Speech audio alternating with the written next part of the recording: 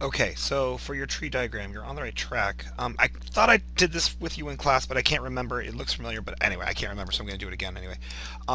Your tree is close. Here's the deal. Just if your first branch is n, and then the branch down here is not n prime or a not, then when you're doing this, you would have f given n, and then this branch here is still given n. It's not n prime because n has happened. You're already down the n branch, so therefore n has happened in both scenarios. So here you either have fail or not fail for these choices. So then down here would be, again, fail given n prime or not fail given n prime. Now, your branch was actually set up perfectly. Let me double check this real fast. Yeah, so what your N stands for always helps if you define it here. N is not going on to a major in physics. There you go.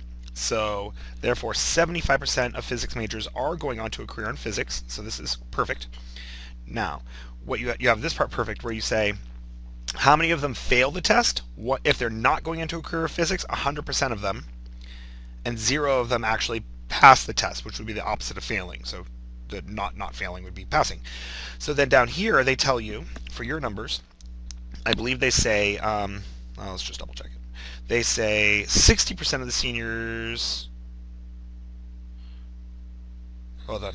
Yeah, there we go. 60% of the seniors who go on to a career in physics still fail the test. So the ones that are going on to a career in physics, 60% of them still fail the test, which means 40% of them pass the test. So now the problem is asking what's the probability of, let's double check this again, let's make sure you got that right.